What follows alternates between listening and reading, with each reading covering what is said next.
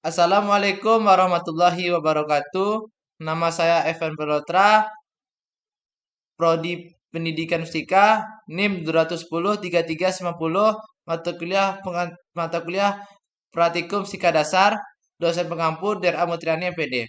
Saya akan menjelaskan pengukuran besaran fisika serta besaran dan satuan. Hakikat pengukuran dalam fisika. Indikator. Yang pertama, menyebutkan besaran yang dapat diukur oleh sebuah alat ukur. Yang kedua, menyebutkan satuan, satuan dan besaran. Yang ketiga, melakukan pengukuran besaran dan benar. Yang keempat, membaca skala pada alat ukur dengan ketelitian tertentu.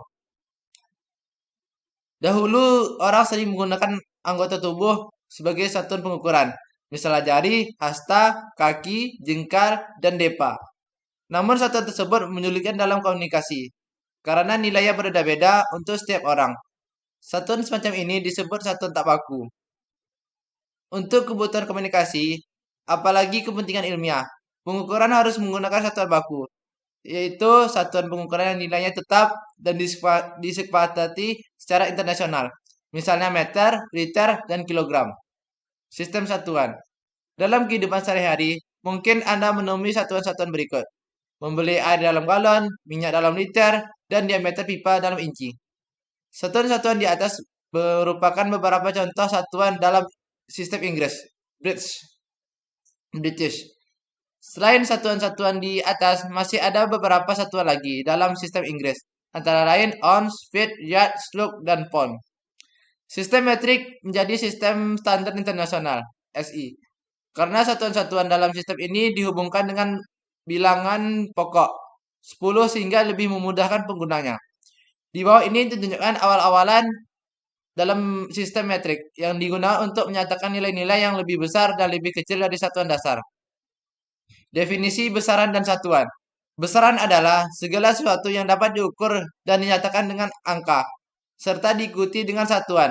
Sementara itu, satuan adalah segala sesuatu yang digunakan untuk menyatakan hasil pengukuran atau pembanding dan dalam suatu pengukuran tertentu.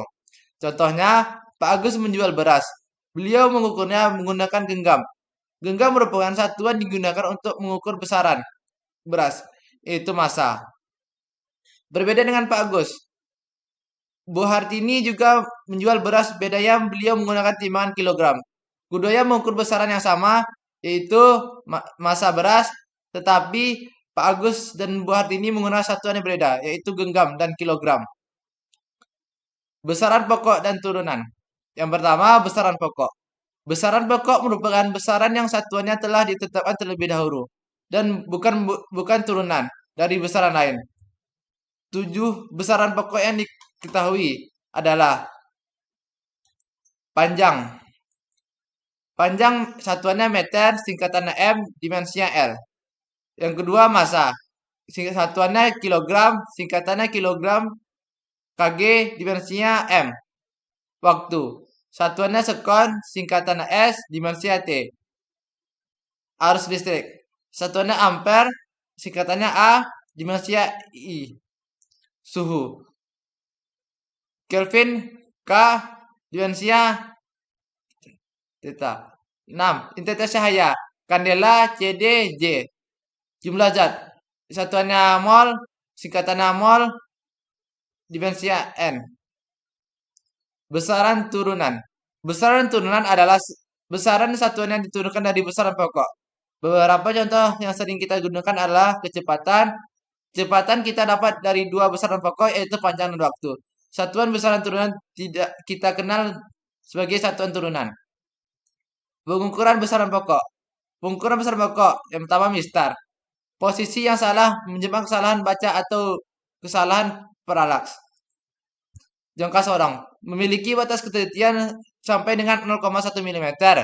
Jangka sorong digunakan untuk mengukur diameter bola, diameter dalam tabung, dan kedalaman lubang. Pengukuran besaran massa. Pengukuran massa pada umumnya dilakukan dengan menggunakan neraca. Yang kedua, ada beberapa jenis neraca. Antara lain neraca aus, neraca lengan, neraca langkan, neraca pasar, neraca tekan, neraca badan, dan neraca elektronik. Ketidakpastian pada pengukuran. Yang pertama, ketidakpastian pengukuran dari hasil percobaan. Ketidakpastian disebabkan oleh adanya kesalahan pengukuran. Yang kedua, ketidakpastian mutlak.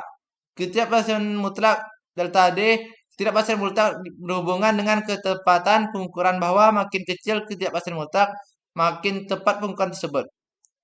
Ketepatan presisi adalah kemampuan alat ukur untuk memberikan hasil pengukuran sama pada pengukuran berulang. Ketidakpastian relatif. Ketidakpastian relatif berhubungan dengan ketelitian. Pengukuran yaitu makin kecil ketidakpastian relatif, makin tinggi ketelitian pengukuran tersebut. Ketelitian akuransi adalah suatu aspek yang menyatakan tingkat pendekatan dari nilai hasil pengukuran alat ukur dengan nilai benar X 0. Pengolahan data pada pengukuran tunggal dan berulang. Pengukuran tunggal adalah pengukuran dilakukan hanya satu kali. Yang kedua, pengukuran berulang adalah pengukuran dilakukan lebih dari satu kali, yaitu 5 atau 10 kali pengukuran. Sekian, terima kasih. Apabila saya ada kesalahan, saya mohon maaf. Assalamualaikum warahmatullahi wabarakatuh.